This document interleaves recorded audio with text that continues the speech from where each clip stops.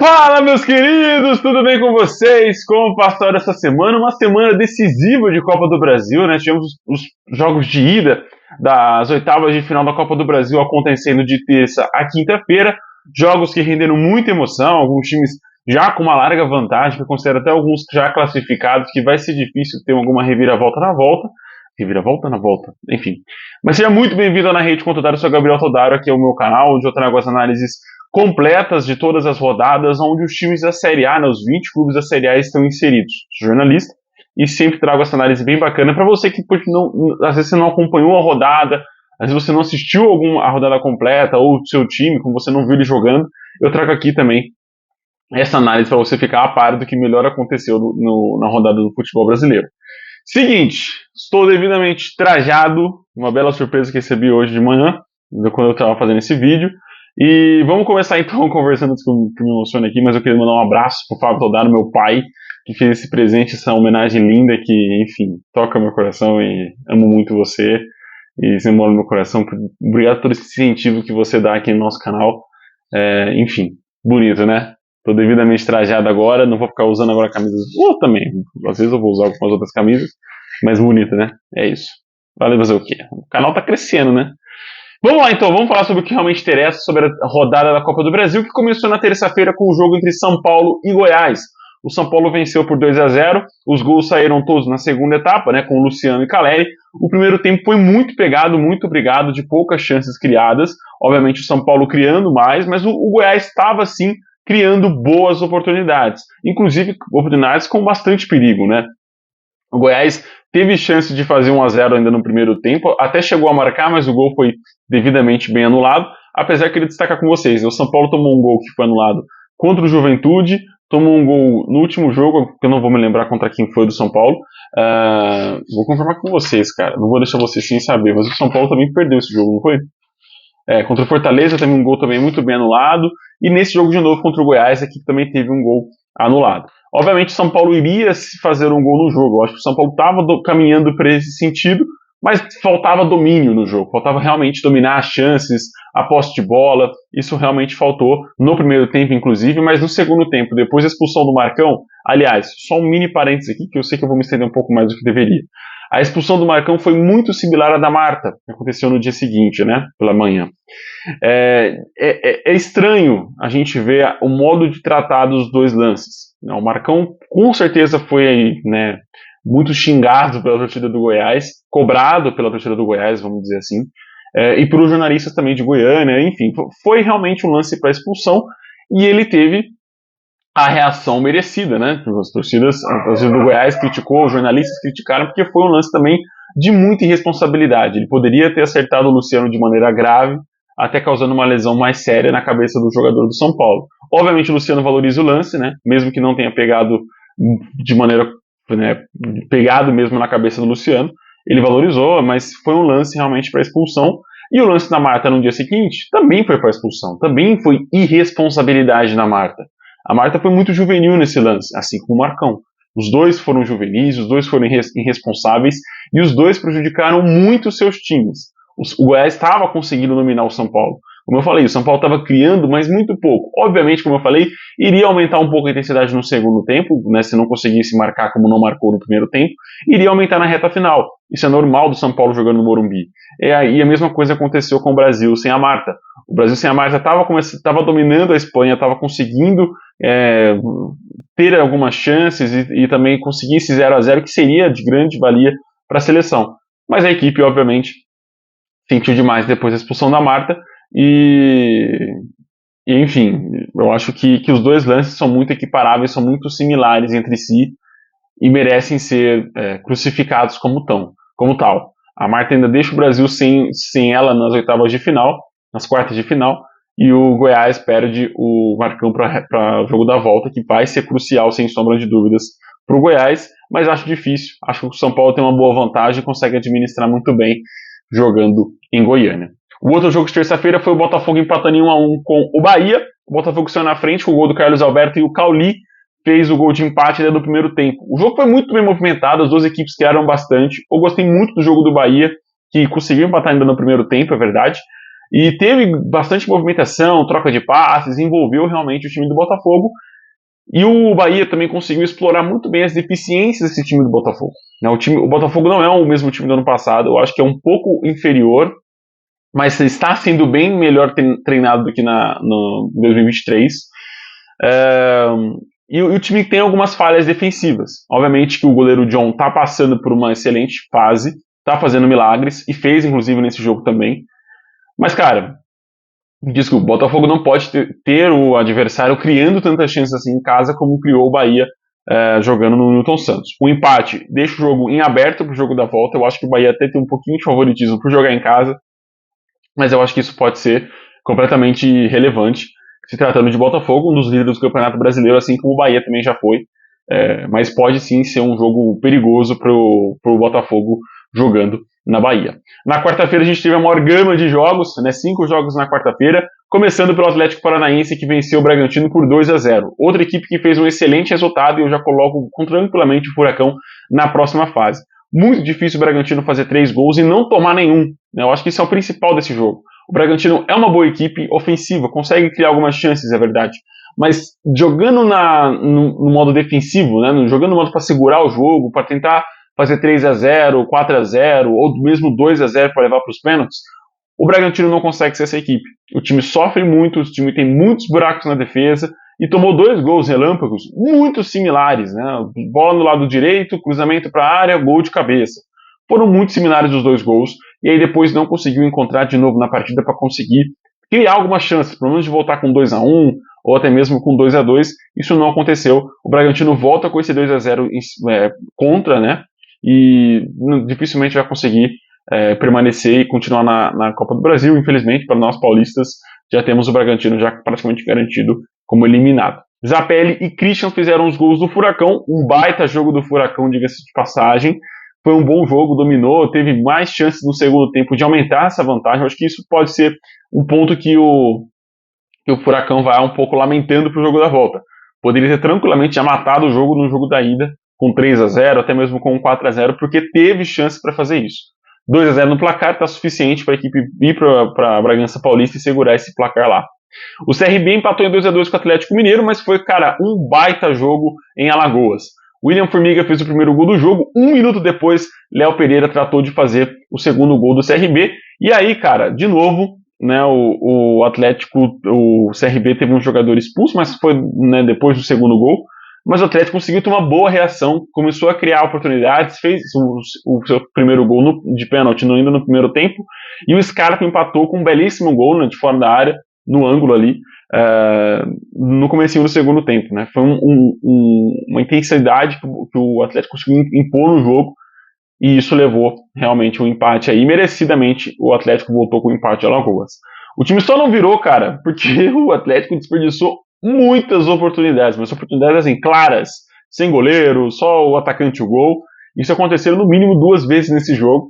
Vale destacar que o Atlético passa por um momento meio penúmbre do seu ataque, porque o Hulk infelizmente machucou nessa partida. É uma incógnita se ele vai conseguir jogar no jogo da volta, nesse momento não sei te dizer se ele vai conseguir. Aparentemente foi uma lesão na panturrilha, então leva um pouquinho de tempo, mas pode tranquilamente, dependendo da intensidade da lesão, jogar. Mas gostei dessa intensidade do Galo, essa reação do Galo, coisa que a gente não via já faz tempo. Baita jogo do Atlético Mineiro. E o CRB também fez um excelente jogo, Os primeiros 10 minutos conseguiu fazer um 2-0, mas tentou segurar no placar, segurar esse 2-0 pro jogo da volta e não conseguiu. Na Arena MRV, pode ser que por se tratar de um 0-0, do empate, é como se fosse um 0-0 pro jogo da volta, porque não tem relevância muito assim no placar. O CRB pode tentar fazer um golzinho no contra-ataque, segurar e etc, mas eu acho difícil. Acho que o Atlético consegue impor sua pressão e fazer mais gols e conseguir essa classificação jogando em casa. O Flamengo venceu o Palmeiras por 2-0. O jogo mais esperado da rodada, acho que tão esperado pelo Palmeiras, que o Palmeiras nem entrou em campo, ficou esperando realmente o jogo começar. Pedro e Luiz Araújo fizeram os gols do Mengão todos no segundo tempo. O primeiro tempo foi até um pouco mais equilibrado, equilibrado no sentido do Palmeiras conseguir se segurar. O Palmeiras entrou em campo mais uma vez jogando fora de casa, buscando um empate. O time não consegue criar, o time não consegue envolver. Desde o jogo contra o Cruzeiro, no dia 20 de julho, o Palmeiras não conseguiu marcar nenhum gol. Já estamos indo aí para quase 2, 3 semanas 2 semanas, né, sem o Palmeiras conseguir converter suas chances em gol. Vai ter o jogo agora no meio de semana contra o Internacional no Beira-Rio, em Porto Alegre. Muito difícil o Palmeiras conseguir essa vitória também, jogando lá no estádio do Inter.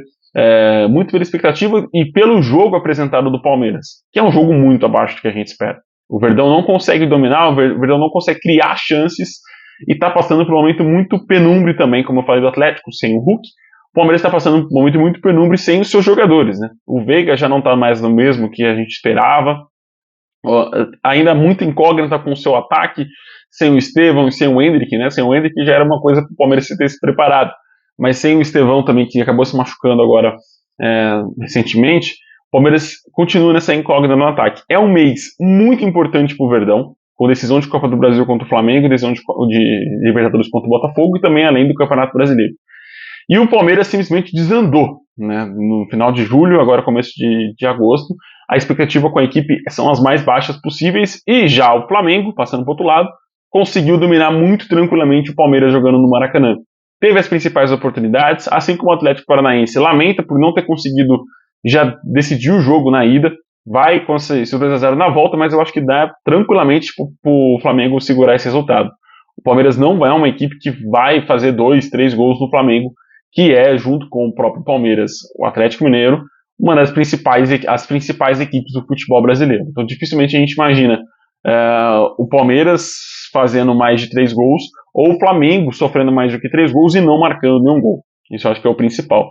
Ao Palmeiras cabe no jogo da volta fazer um jogo decente e tentar empolgar a torcida de alguma maneira, mas eu acho muito difícil. 2-0 é muito significativo, muito pesado, e aumenta ainda mais a pressão do Palmeiras, que eu acho que com o Abel é uma pressão que a gente ainda não tinha visto. Porque não é só para os 5 jogos sem vencer, nos 4 jogos sem vencer. É também pela falta de futebol apresentado pelo Palmeiras nesse ano como um todo. O Palmeiras classificou na fase de grupos num jogo muito morno contra o São Lourenço, jogando em casa no 0-0 do último jogo do Endrick com a camisa do Verdão. No Campeonato Paulista, poucos jogos empolgaram. No Campeonato Brasileiro, poucos jogos empolgaram. Na Libertadores, mesma coisa. Então o Palmeiras está devendo nessa temporada o que a gente espera do Verdão depois da temporada 2023, onde teve muitos jogos que teve a sua excelência. Né? Não só na virada contra o Botafogo, mas tivemos outros jogos que o Palmeiras conseguiu desempenhar bem. Contra o São Paulo no 5-0, contra o Corinthians. Então tivemos jogos interessantes no passado, coisa que não se repete nessa temporada. E isso eu acho que aumenta ainda mais essa pressão em cima do Verdão, né? Do Verdão e também do Abel Ferreira. Eu acho difícil a demissão nesse momento. O Abel não é o cara para ser demitido. E eu queria fazer um parênteses. Eu gosto muito de fazer referências com outros times. E eu acompanho, como vocês sabem, a Premier League. Eu torço para o Liverpool, inclusive. E eu queria fazer uma ligação entre o Palmeiras e o Liverpool. O Liverpool teve aquela fase excelente com o Klopp, dominando o futebol inglês, não dominando, mas competindo contra o Manchester City no futebol inglês, ganhando Champions League, conseguindo ter alguns destaques. Só que chegavam temporadas onde o rendimento da equipe baixava muito, por conta de físico, por conta de, enfim, problemas musculares, né? Isso aconteceu muito no Liverpool também, onde a equipe dificilmente a equipe nem conseguiu classificar para Champions, inclusive, ou brigava até o final da última rodada por uma vaga na Champions League. Isso estava acontecendo com o Liverpool, inclusive depois de uma temporada espetacular de 2019, onde a equipe conseguiu o título da Premier League. Acho que chegamos no momento disso acontecer com o Palmeiras. Ano passado foi contra o próprio Flamengo, né? O Flamengo passou por um ano turbulento, muito por conta das trocas de técnico, isso é verdade. E o Palmeiras estava voando, né? Ganhando Paulista, ganhando Supercopa do Brasil, ganhando o Campeonato Brasileiro. E esse ano a equipe já vem numa rotação um pouco mais baixa, devendo, como eu falei, mas conseguindo o título do Campeonato Paulista, que é um título importante no cenário do estadual, né? Mas está devendo nas outras competições. Copa do Brasil, Libertadores, Brasileiro. A equipe ainda não entrou nessa rotação de crescência.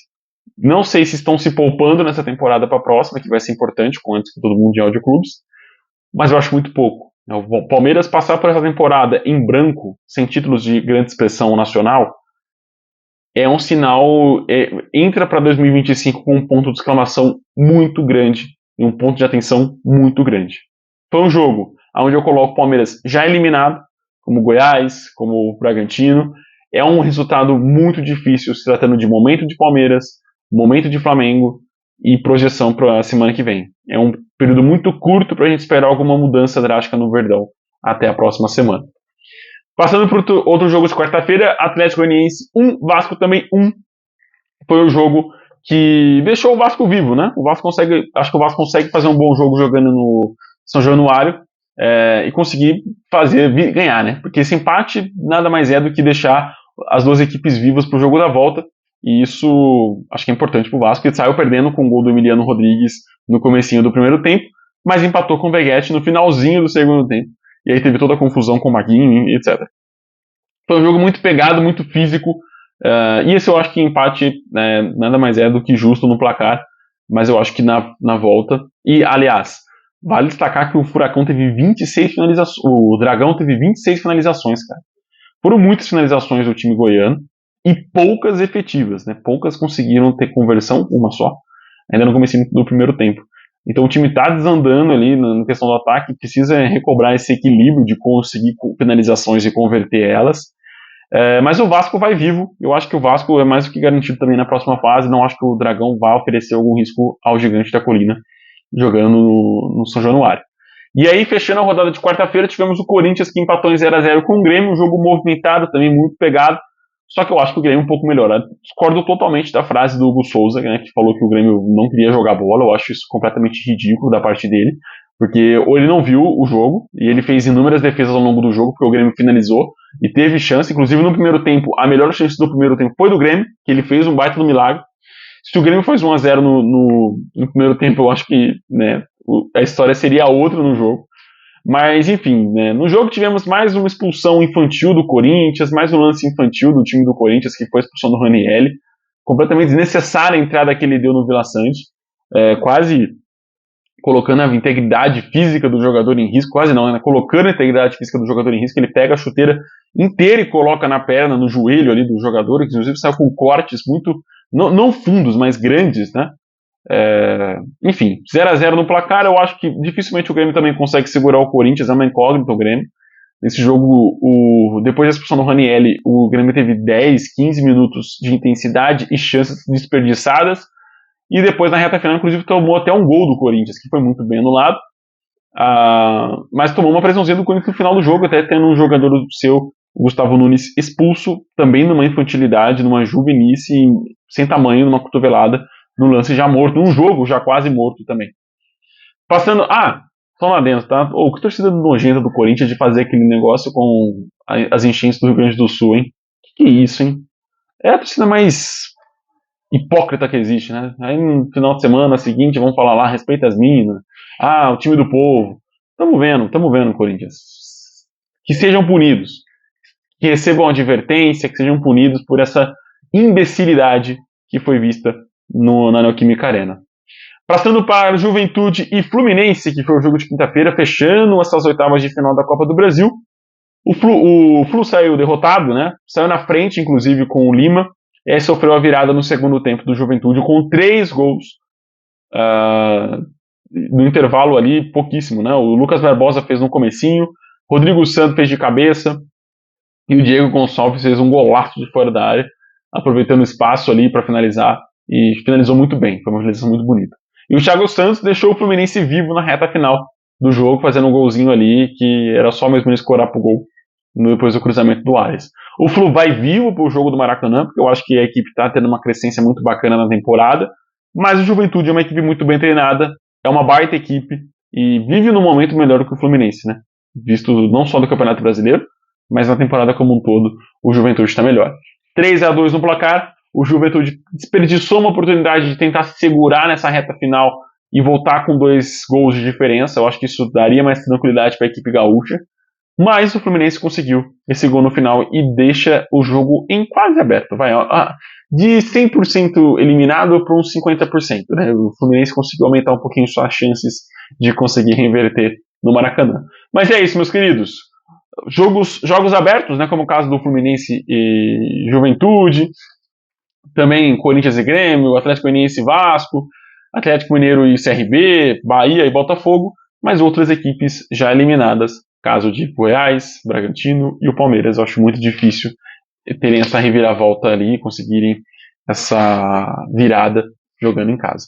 Mas é isso, meus queridos. Fiquem com Deus. Até o próximo vídeo. Tchau, tchau.